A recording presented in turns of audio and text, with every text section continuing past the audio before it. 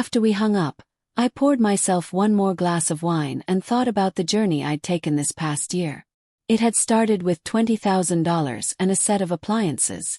But it had become so much more than that. It had become about reclaiming my life, establishing my worth, and teaching my son the most important lesson of his life. That love doesn't mean enabling.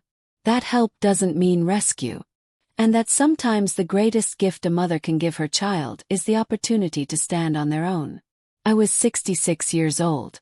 I had a beautiful home in Florida. I had real friendships based on mutual respect rather than financial dependence. I had hobbies and interests and dreams I was finally pursuing. And I had a son who was learning, slowly but surely, how to be a responsible adult. Most importantly, I had myself back. And that, I realized, was worth more than $763,000. That was worth everything. 3 years later, Nathan stood in my Florida kitchen, now fully stocked with even more impressive appliances than the ones that had started this whole journey. "Mom, this place is incredible. You've really built something here. Thank you, sweetheart." He ran his hand along the marble countertop. "I was thinking about those appliances you bought. The ones that started everything. What about them? I was so angry that day. I thought you were wasting money, but you weren't, were you? You were investing in yourself." That's exactly what I was doing. Megan and I have been saving. We're actually thinking about buying a small house. Something we can actually afford. And Mom, he smiled, we're going to do it without asking you for help. That makes me so proud. Yeah. Well, you taught me an expensive lesson, but it was worth it. That evening, as Nathan's family drove away, the grandchildren waving from the back seat, I stood on my balcony and thought about how far we'd all come. 3 years ago, I'd spent $20,000 on appliances and cut off my son financially. It had been one of the hardest things I'd ever done. But it had also been one of the best because in teaching Nathan to stand on his own, I'd finally learned to stand on my own too. And that, I thought, as I watched the sun set over the Gulf of Mexico, was the greatest gift I'd ever given both of us. If this story of boundaries, financial freedom, and late-life liberation spoke to your soul, smash that subscribe button, hit like, and share this with anyone who's ever been taken for granted by family. Drop a heart in the comments if you believe it's never too late to reclaim your life. Remember, you are not an ATM. You are not obligated to fund other people's lifestyles at the expense of your own dreams. And setting boundaries isn't cruel. It's one of the most loving things you can do. Thanks for taking this journey with Evelyn Carter, and I'll see you in the next story. I wanted to scream that I'd traveled 12 hours for him. I wanted to remind him of every sacrifice I had made. I wanted to ask when he had turned into this cold stranger. But I didn't. Because my mother once told me, sometimes silence is dignity. I nodded, swallowed the burning tears behind my eyes, and refused to let them fall. I wouldn't let anyone see me break. I picked up my old dark brown leather purse, the one my mother gave me when I turned 30. "Carry this with you during the important moments of your life," she'd said. And she was right. That purse had been with me when Ethan was born, when he graduated, when he moved to New York to start his career. And now again, witnessing my humiliation. I turned away without saying goodbye, without congratulations. I simply walked down the long corridor of St. Mary's Hospital. The lights flickered above me. The air smelled of antiseptic. I passed crying babies, families laughing, new grandparents taking photos. I saw mothers and grandmothers holding newborns, tears of joy shining in their eyes. And I kept walking. When I stepped outside, the February wind hit my face. I stood on the sidewalk watching cars go by, people coming and going from the hospital, life continuing as mine seemed to collapse. I didn't know where to go. The bus home wouldn't leave until the next day. I hailed a cab to a cheap hotel I'd found nearby, a small room with thin walls and a squeaky bed. Laughter and television echoed from the hallway. I sat at the edge of the bed and finally let the tears fall. I cried harder than I had since the day Mark died. I cried for every broken expectation. For the grandson I hadn't met. For the son who once said, "I love you, Mom." I cried for the teenager who wept in my arms the night his father passed, and for the man who had promised to always be there for me. Where was my son now? When did he become this stranger? That night I couldn't sleep. I stared at the ceiling, listening to the hum of the city outside, thinking about everything I had lost. In the morning I took a long hot shower, trying to wash away the grief. I wore the navy blue dress I'd brought for the occasion, put on light makeup even though no one would see me, because I didn't want to look defeated. I wandered through the city all day, walking past shop windows, sitting on park benches, watching families stroll by. Mothers holding hands with their children, grandmothers laughing with grandkids, while I felt completely hollow. By evening I went to the bus station and sat waiting. Everyone there had someone picking them up. I had only an empty house waiting for me in Nashville. The bus pulled away. 12 more hours. But this time I didn't stare out the window dreaming of joy. I only saw my own reflection, a tired 61-year-old woman, worn down and alone. When I arrived home, dawn was breaking. Everything was exactly as I'd left it. The unwashed coffee cup, yesterday's newspaper, and silence. Once that silence meant peace. Now it meant loneliness. I set my suitcase down, hung the leather purse on the hook, made a cup of coffee, and sat at the kitchen table where Ethan once did his homework while I cooked dinner. Now it was just me. The house felt heavier than ever. But the silence pushed me back into the memories of how everything began. Sometimes we trust the wrong people, and the price is a broken heart. Have you ever been disappointed by someone you love? There are memories we keep like perfect photographs. Frozen moments from a time when life was simpler. When love hadn't yet hurt us, when motherhood felt natural and pure. Ethan was born on a July morning 32 years ago. That night, it stormed so hard that thunder shook the windows. I lay in bed, clutching my stomach as the contractions came faster. Mark rushed around the room, fumbling for the car keys and hospital bag, trying to stay calm even as his hands trembled. "Calm down, Mark. We still have time," I'd said. But we didn't. The contractions grew stronger, closer together. My body knew it was time, even if my mind wasn't ready. Mark helped me down the stairs. The rain drenched us within seconds.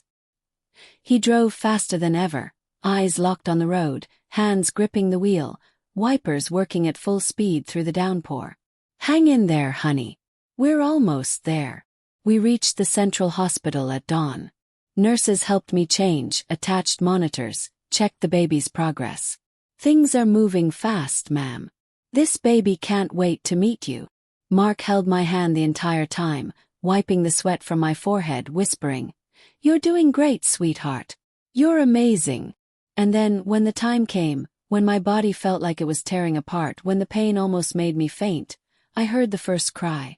My son's cry. "It's a boy," the doctor said. "A healthy, beautiful baby boy."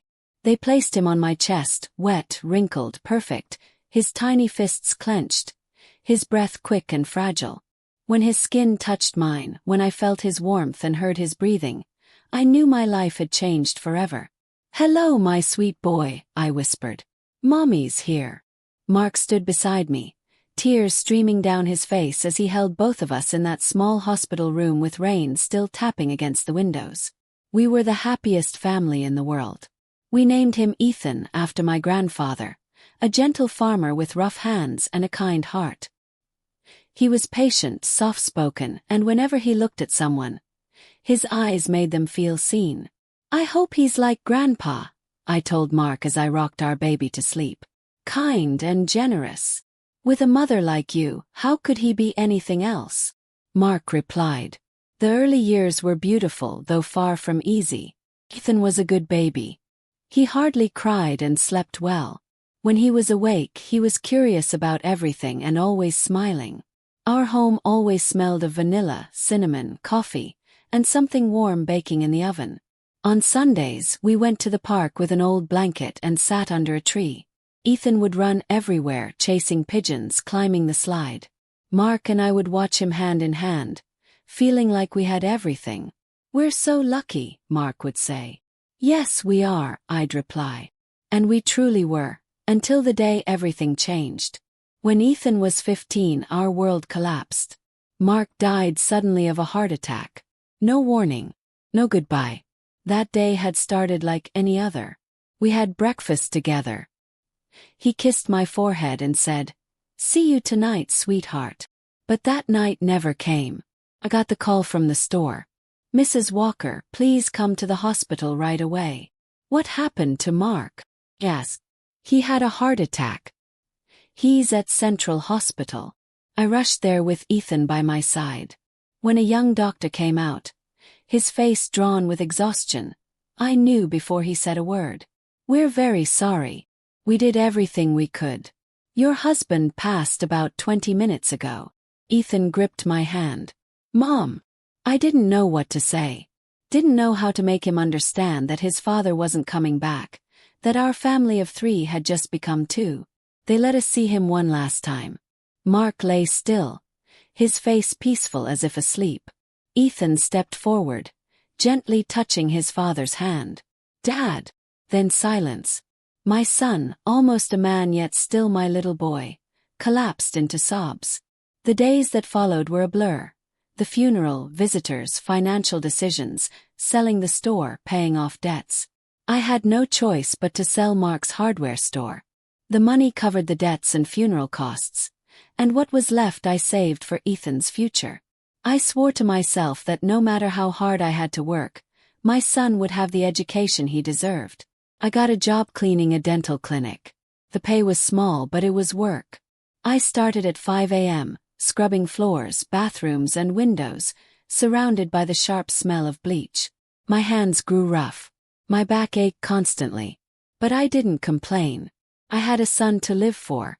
By 2 p.m., I'd leave the first job and go straight to my evening shift as a receptionist at another clinic.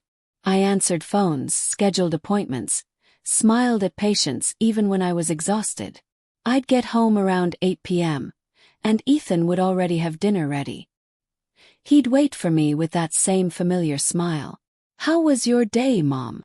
"It was fine, sweetheart. How was yours?" "Good." We'd eat together, talking about his classes, his friends, the little things that made up our days. In those quiet evenings, just the 2 of us at the kitchen table, I felt like maybe everything would be okay. We still had each other. And that was enough. Ethan graduated high school with excellent grades. He was accepted into the civil engineering program at the University of Chicago. "They accepted you?" I asked, holding back tears. "We did it, Mom." "You did it," he said, hugging me tightly. "I don't know what I'd do without you. You'll never have to find out. I'll always be here," I told him. And I meant it. Ethan's college years were hard but full of pride.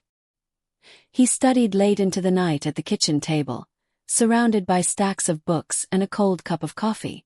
Many nights I stayed up with him, preparing small snacks, sitting beside him in silence. "Do you know what I want to do when I graduate?" he asked one night. "What's that?" "I want to build a bridge. A big one that connects people." "You'll do it." "I'm sure of it," I smiled. "And when I do, I'll name it after you." "No," I laughed. "Name it after your dad." He smiled softly. "Then I'll name it after both of you. The Mark and Grace Bridge." "That sounds better."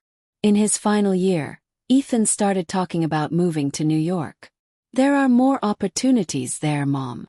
But it's so far." "Not that far. Just a few hours by bus. You know I'll always support you, but I'm scared." "You're everything to me," I admitted. "And you're everything to me, Mom. But I have to do this. I have to grow up." He was right. But that didn't stop my heart from aching. Ethan graduated with top honors. 2 months later, he got a job at a large construction company in New York. Good pay.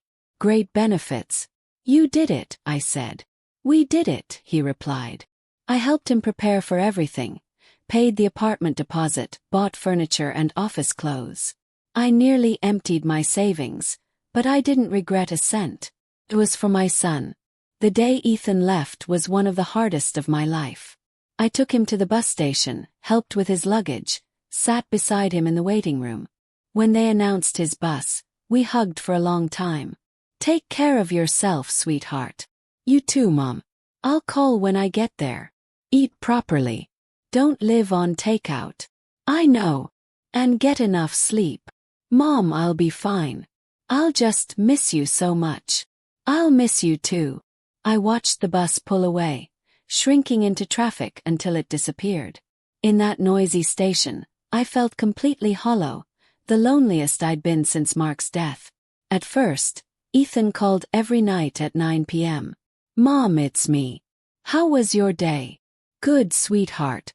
How was yours? We talked about his projects, co-workers, the city. But slowly the calls became less frequent. Every other day. Then once a week. Then sometimes 18 days passed in silence. Then one day he said the words that changed everything. Mom, I met someone. My heart clenched, but from joy, not fear. Really? I'm so happy for you. Tell me everything. Her name's Sabrina. She's an architect. We work together. She's amazing, smart, talented, beautiful. I listened, genuinely happy for him. I'd love to meet her someday, I said. A brief silence. Of course, Mom. There'll definitely be a chance. Later. But later never seemed to come. The calls became all about Sabrina. Sabrina and I went to this restaurant. Sabrina showed me this place. Sabrina said. And little by little, I felt myself fading from the center of my son's world into the background. Time passed. Ethan called less. Sabrina never reached out. On my 60th birthday, he didn't come home. He sent flowers through the mail. 12 yellow roses. The card read, Happy birthday, Mom. Sorry I can't be there. Sabrina and I are busy with work. Love, Ethan. The flowers were beautiful. And cold. Rose's version in the original becomes my friend Helen in this story. Helen arranged a small dinner at my house. Neighbors came. We laughed, sang, cut the cake. Your son didn't come home, they asked. He's busy with work, I smiled. He must miss you so much. I'm sure he does, I lied. Later that year, Ethan called with big news.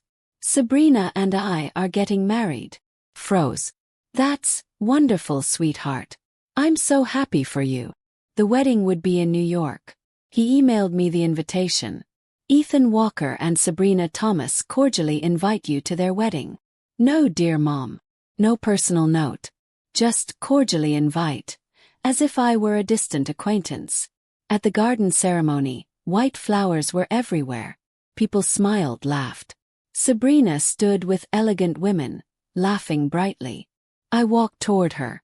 You must be Mrs. Walker, she said, eyes scanning me from head to toe. Yes. It's so lovely to meet you, Sabrina. I leaned in for a hug. It was cold and polite. Daniel's told me so much about you, she lied smoothly. You look beautiful, I said. Thank you. I'm sorry, I have to get back to the guests. You know how it is. She walked away. No introduction. No, are you tired from the trip? Nothing. Found my seat. Each chair had a name card. Mine was in the third row. Not the first. Not even the second. Those were for Sabrina's parents, grandparents, aunts, uncles.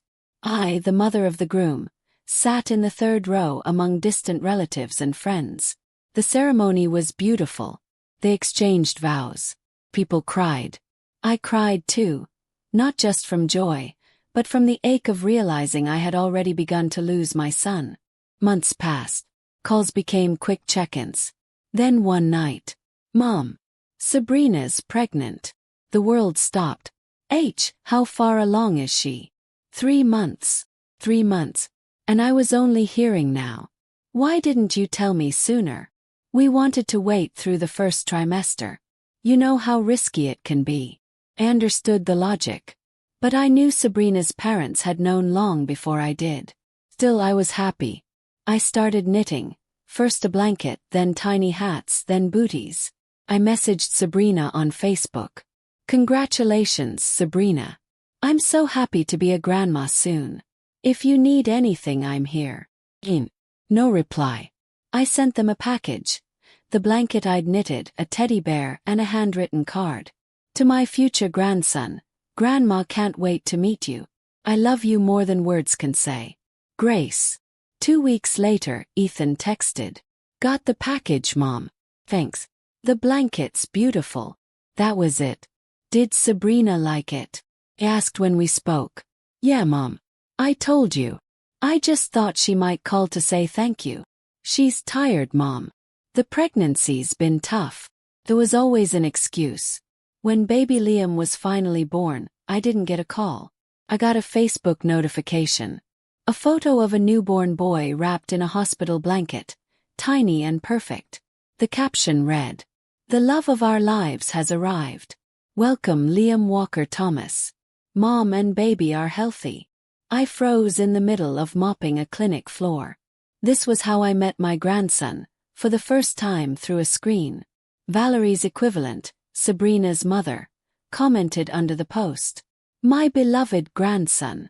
Grandma loves you with all her heart. Thank you, Sabrina, for letting me be there from day one. She had been there in the delivery room, holding my grandson, doing everything I had dreamed of doing.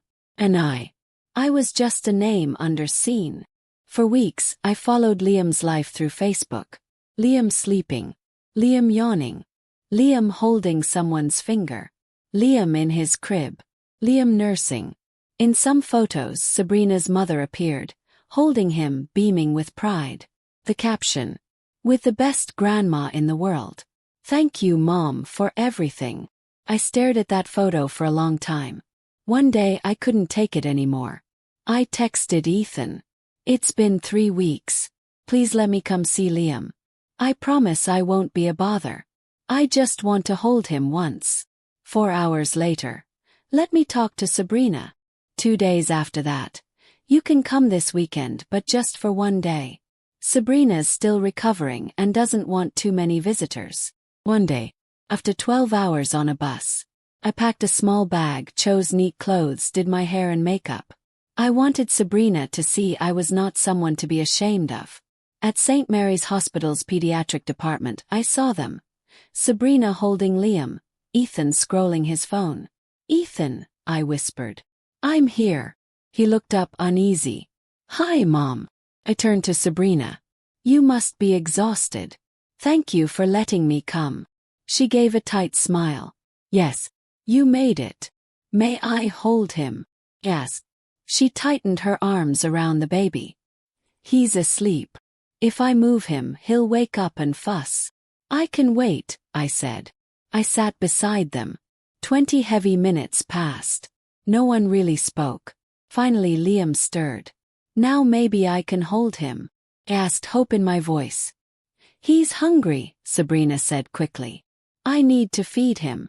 She disappeared for half an hour. Then they saw the doctor. I sat in the waiting area like a stranger. Afterward I suggested quietly, "Maybe we could go to your place. I'd love to see where you live." Sabrina and Ethan exchanged glances. "Actually, Mom, we're tired," Ethan said. "Sabrina's family is coming over this afternoon. I can meet them," I offered. "It wouldn't be comfortable. It's going to be crowded," Sabrina said. They agreed to at least eat with me at a small cafe near the hospital. We sat there, the air thick with awkwardness. On the way to the bus station afterward, in the back of a cab, Sabrina finally handed Liam to me. I held my grandson for exactly 5 minutes. He was soft and warm, smelling faintly of milk. His tiny fingers wrapped around mine. I kissed his forehead. "Hello, Liam," I whispered. "I'm your Grandma Grace. I'm sorry I couldn't be here sooner. I love you so much." The driver pulled up to the station. Sabrina reached out for him. I memorized his face and let him go. 12 hours traveling. 2 hours visiting. 5 minutes holding my grandson, I thought.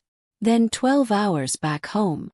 I went back to Nashville with an emptiness I could barely describe. Few days later my phone rang. A number from New York. "Hello. Is this Mrs. Grace Walker?" A professional voice asked. "Yes, speaking. I'm calling from the finance department at St. Mary's Hospital. We need to clarify payment for Mrs. Sabrina Thomas's delivery bill. Insurance covered most charges, but there's a remaining balance of $10,000 for the private room, special medication, and additional procedures. Your son, Mr. Ethan Walker, listed your phone number as the emergency contact for payment. Emergency contact for money. He hadn't called when Liam was born. He hadn't let me be there. He'd given me 2 hours and 5 minutes. But he had given them my number to pay the bill. Can you make the payment this week? The woman asked briskly. Otherwise, we'll have to start legal procedures, which could affect your son's credit. I took a deep breath. Something inside me hardened, not from hatred but from clarity. Mrs. Walker, are you still there? Yes, I said calmly. And there must be a mistake. How so, ma'am? I don't have any family in New York. Silence. I'm sorry, but according to our records. Then your records are wrong, I interrupted quietly. I don't have a son named Ethan Walker. I don't have any family in New York. And I have nothing to do with the bill you're calling about. Ma'am, that's impossible. Your son provided. Goodbye. Hung up. I stared at the phone, my hands shaking. My heart was pounding, but I felt something I hadn't felt in a very long time. Power. For the first time in decades, I had said no. And the sky hadn't fallen. 3 days later, I turned on my phone again. 27 missed calls, all from Ethan.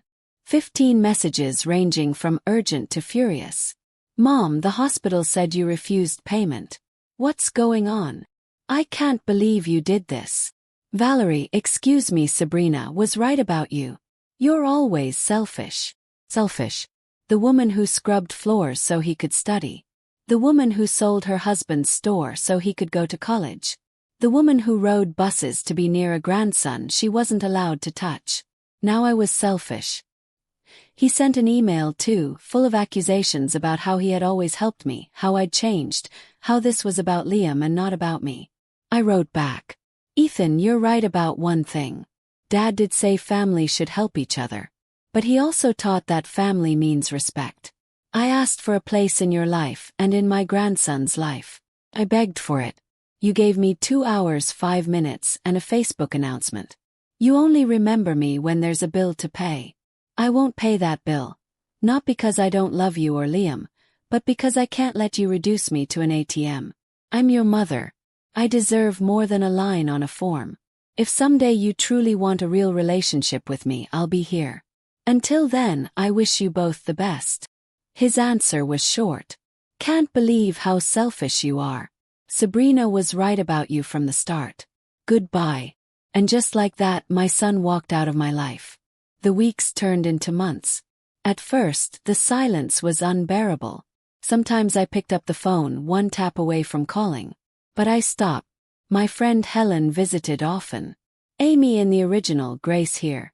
You didn't do anything wrong, she told me. You just set a boundary. That doesn't make you a bad mother. It makes you a woman with self-respect. I stopped checking Facebook. Stopped hunting for pictures of Liam. Stopped reopening wounds that refused to close.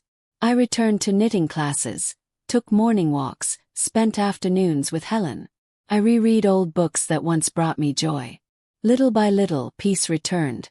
Not happiness, not yet, but peace.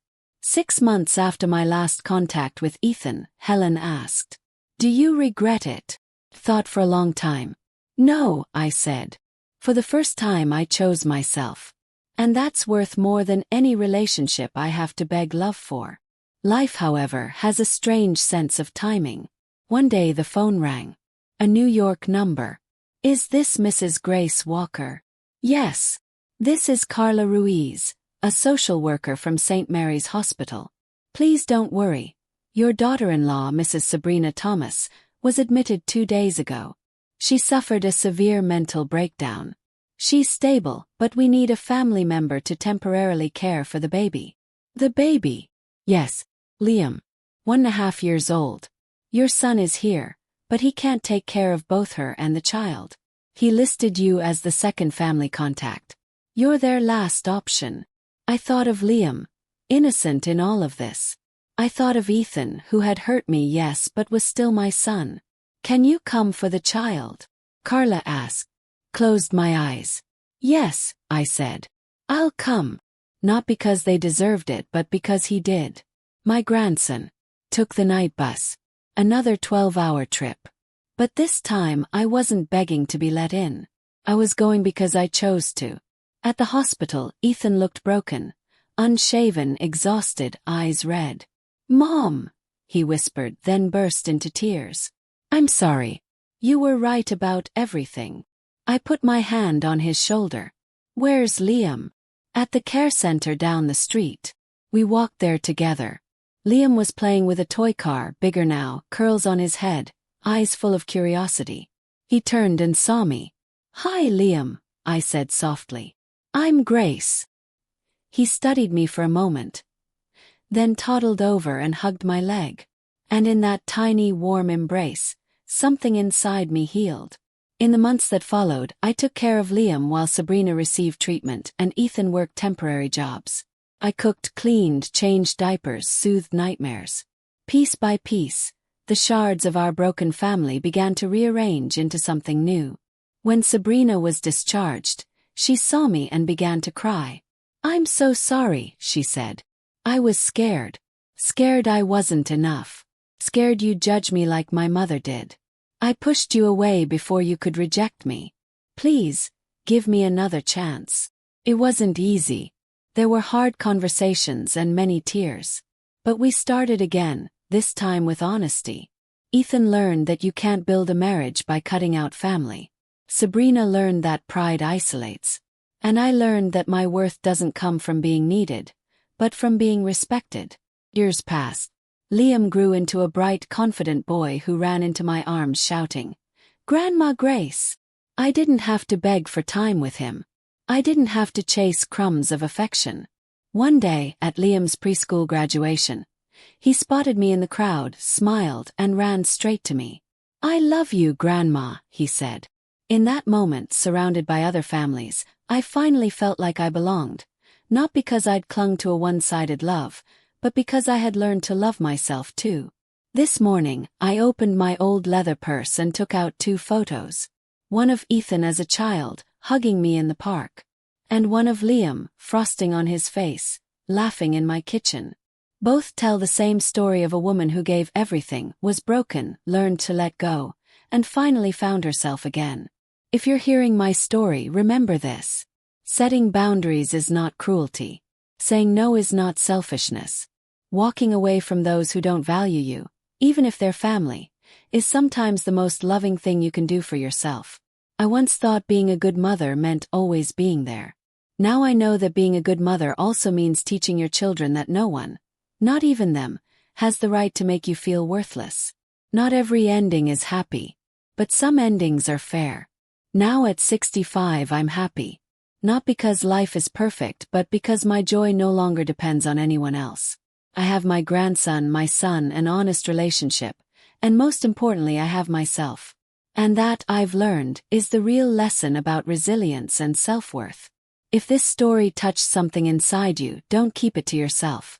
Share your thoughts because sometimes your story is the light someone else needs to find their way back to peace. People often think healing comes in one grand moment like a miracle.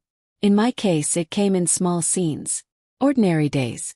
Simple gestures. Like the first time Liam fell asleep on my chest. It was a rainy Sunday afternoon. Sabrina was at therapy. Ethan was working a shift at a warehouse. I was alone with Liam in their tiny living room. He'd been restless all morning, cranky and tearful for no reason, until I realized he wasn't really crying for nothing. He was crying because everything in his little world had changed without explanation. Parents tense. Grandmother suddenly present. New schedules. Different routines. Children don't understand words like depression, unemployment, financial strain. They only understand one thing. Something feels wrong. So I did the only thing I knew how to do. The same thing I did with Ethan when he was small. I held him. I rocked him slowly in my arms, humming the same little melody I'd once made up in a tiny house in Nashville, when the world outside our door seemed too big and too cruel. He resisted at first, wiggling, whining, pushing against my shoulder. But slowly, his breathing softened, His little fists relaxed, and his head sank against my chest.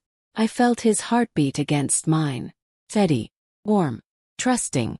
"I've got you," I whispered. "You're safe." I thought of Ethan 30 years earlier, small and fragile, his dark eyes searching for mine. I thought of the hospital hallway where he had told me Sabrina didn't want me around. That memory still hurt, but it no longer defined me.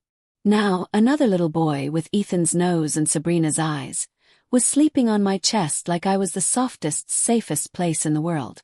I realized something that day. I had spent years begging for a place in my son's life, in my grandson's life. Years trying to prove I was worthy of love, forgiveness, a seat at the table. But Liam didn't need a perfect grandmother. He didn't need grand gestures, expensive gifts, or carefully planned speeches. He just needed presence. A warm chest, steady voice, a pair of arms that never felt like a burden. When Ethan came home that evening, he saw Liam asleep on me and froze at the doorway. "I haven't seen him sleep like that in weeks," he whispered. "He's tired," I said softly. "So are you." He sat down across from me, elbows on his knees, face in his hands. "I don't know how to do this, Mom," he admitted. "I feel like I'm failing at everything. At work, at being a husband, at being a father, at being a son." I looked at him. My boy, now a man, finally stripped of all his defenses. "You're not failing," I answered. "You're learning." "I pushed you away," he said. "I treated you like you didn't matter. Like you were just someone I could call when I needed help. How do you forgive that?" I glanced down at Liam's sleeping face. "Forgiveness isn't something you ask for," I replied quietly. "It's something you live." He frowned slightly. "What do you mean?"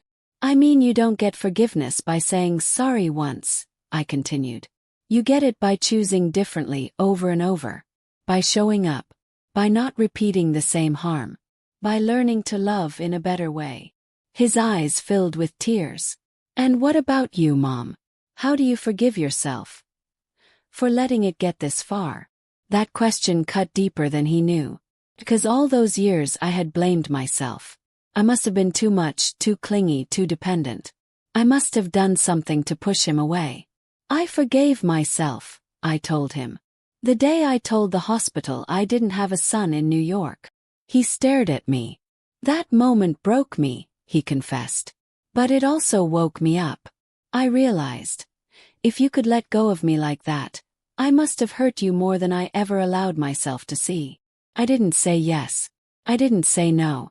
I just let the silence speak for me. "Mom," he murmured, his voice trembling, "why did you come back when Carla called? After everything I did. Why did you still come?" Thought about it. About buses, hospital corridors, third-row seating cards, Facebook photos, unpaid bills, and a heart that had been broken and glued back together too many times. And then I answered simply. Because I wanted to. Not because you deserved it. Not because I owed it to you. Not because I was afraid of losing you. Came back because I chose to. For him. I glanced at Liam. And for me. Ethan covered his face with his hands. His shoulders shook. For a moment, he looked like a teenager again. The boy who sobbed against my chest when Mark died. I wanted to go to him, to hold him the way I always had. But I didn't.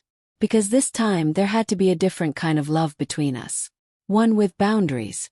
One where I didn't disappear so that he could feel whole. "I love you, Ethan," I said gently. "But I love myself too. That's never going to change again." He looked up at me. His eyes were raw, honest. "Teach me," he whispered. "Teach me how to love like that." Years later I realized something important. What we pass down to our children isn't just recipes, traditions, or family stories. We pass down patterns, ways of loving, ways of breaking, ways of staying silent. My mother taught me to endure, to forgive endlessly, to bend until I disappeared. And I did. For decades. For Mark. For Ethan. For a version of family that demanded my sacrifice but rarely offered me safety. Thought that was love. Then life broke me open. and forced me to learn a different kind of love, the kind that says, I will go far for you, but I will not go against myself for you. That was my new legacy. One evening, when Liam was 4.5, we were sitting at the kitchen table together. Sabrina was washing dishes. Ethan was on the phone in the next room, arguing with a bank about some paperwork. Liam was coloring, his tongue peeking out in concentration. He drew 3 stick figures holding hands under a big yellow sun. Who's that? I asked. That's Daddy, he said, pointing to the tallest figure. That's Mommy. And that's me. And where's Grandma? Tease. He frowned, then took a different crayon and drew another figure beside them. There, he declared. Now it's right. I laughed softly. And how do you know it's right?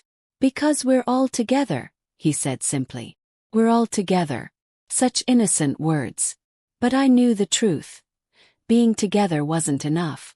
Not if it meant someone had to disappear to keep the peace. Sabrina dried her hands and joined us at the table. Mom, she said quietly, Liam asked something funny at school today. Oh, smiled. What did he say? He told his teacher, my grandma says you have to love yourself too. Not just other people. My heart clenched. He said that. I whispered. She nodded. The teacher asked what he meant. He said, if you don't love yourself, you disappear. And then everyone gets sad. I stared at my grandson, still coloring, humming a little tune. That was it. That was my legacy. Not the pain. Not the hospital corridors. Not the Facebook announcements or the third-row seating or the unpaid bill. My legacy was a 4-year-old boy who understood that loving others without losing yourself is the only love that lasts. Later that night, after Liam went to bed, Sabrina and I sat together on the small balcony. The city hummed below us. The air was cool. I need to tell you something, she said, staring at the buildings across the street. All right, I replied. When I first met Ethan, she began. He worshipped you. He talked about you like you were some kind of saint. The mother who sacrificed everything. I felt like I could never compete with that. Scared me. I didn't want to be compared to you every time I failed at something. I stayed quiet. So I did the stupidest thing, she continued. I decided the safest way to live with that fear was to push you out. If you weren't close, you couldn't overshadow me. But instead of feeling safer, I felt miserable, angry, jealous. And I took it out on you. Her voice broke. My own mother never made space for me, she whispered. She criticized me, controlled me, told me nothing I did was enough. I swore I'd never feel that small again. And when I saw how big you were in Ethan's heart, I panicked. I thought, if his mother is perfect, there's no room for me to be imperfect. I listened. Not to excuse her, but to understand her. I'm not perfect, I said quietly.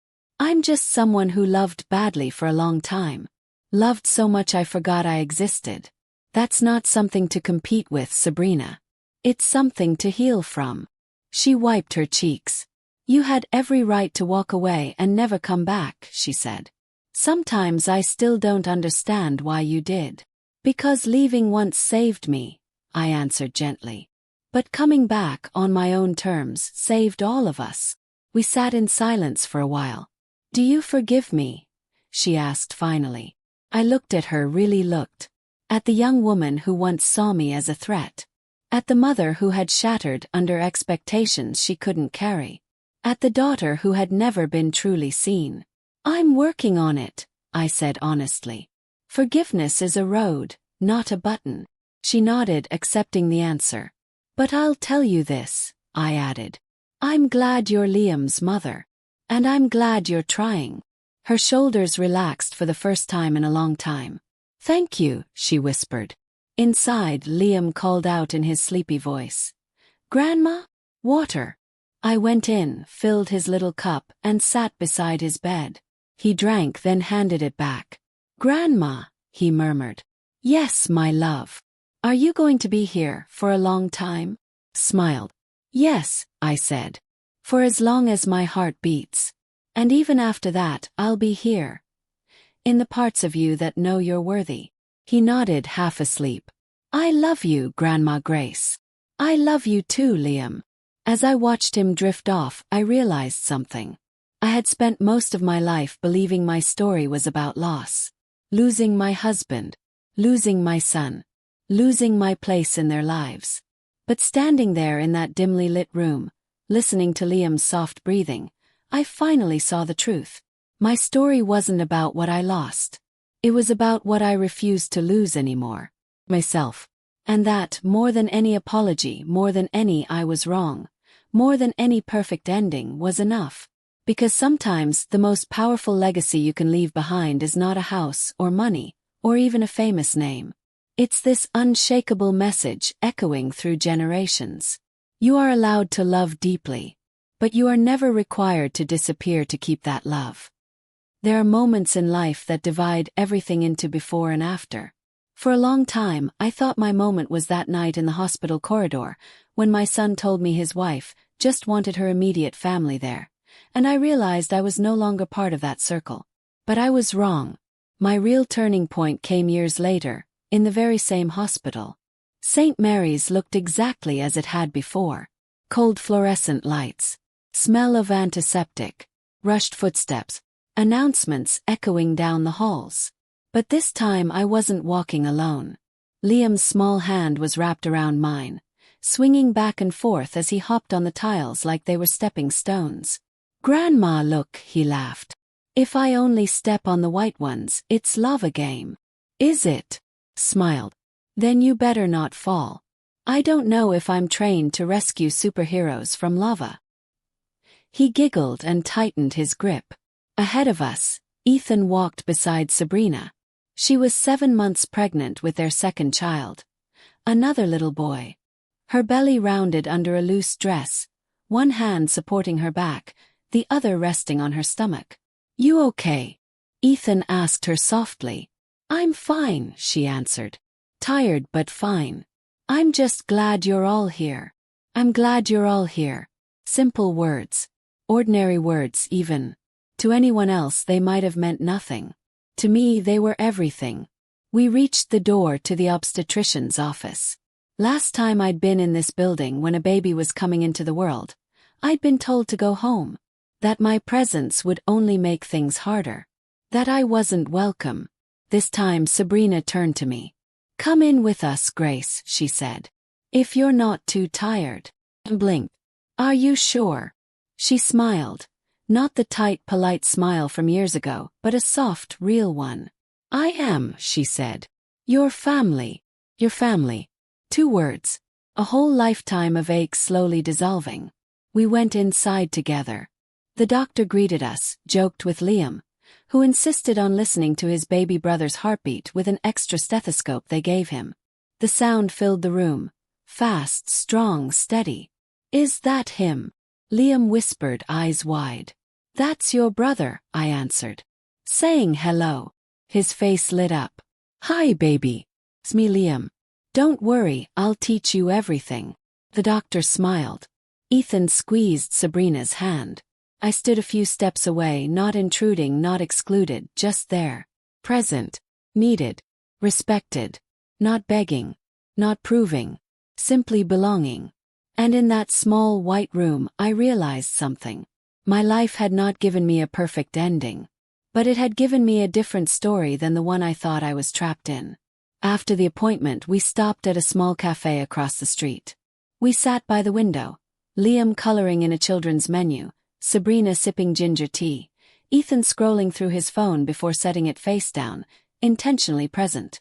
Mom, he said suddenly, do you remember the first time we came to this hospital with Liam? I did. Every second of it. The waiting room. The careful distance. The way I'd begged for crumbs of time with my grandson. Yes, I said. I remember. I was a coward, he admitted. Sabrina's eyes dropped to her cup. She didn't argue. I thought, he continued, that being a good husband meant protecting the little world we built, even if it meant blocking you out. I told myself I was reducing conflict. But really, I was just avoiding hard conversations and letting someone else define the rules. He looked at me, eyes steady. I hurt you, he said. I let Sabrina hurt you. I let everyone take from you and gave you nothing in return. Can't erase that. But I need you to know. See it now. All of it. Years ago, those words might have been everything I dreamed of hearing. Now they felt like something else. Not a dramatic apology meant to erase the past, but a quiet acknowledgement that allowed us to keep moving forward honestly. Thank you, Ethan, I replied. For seeing it. That's more than I ever thought I'd get. Liam looked up from his drawing. Did Daddy do something bad? He asked. I smiled gently. No, sweetheart. Daddy did something human. And now he's doing something brave. What's brave? Liam asked. Brave, I said slowly, is telling the truth about the times you weren't kind. And then choosing to be kinder. He nodded thoughtfully, as if filing the definition away for later. Sabrina cleared her throat. I want to say something too, she murmured. I turned to her. I used to think, she said, that love meant control. If I could control who was close to us, I could control what happened. But it doesn't work that way. The more I tried to keep you away, the more I broke the very family I thought I was protecting. She met my eyes. I'm sorry, she said simply. Not because I feel guilty in this moment, but because I've had to sit with my actions and who they turned me into. I don't want Liam or his brother to grow up thinking love means pushing people away in fear. I took a deep breath. I accept your apology, I answered. And I'm still learning how to trust it. That may take time. That's fair, she replied. I can live with fair. Fair. Not perfect. Not magical. It is fair. For the first time in my life that felt like enough. Months passed.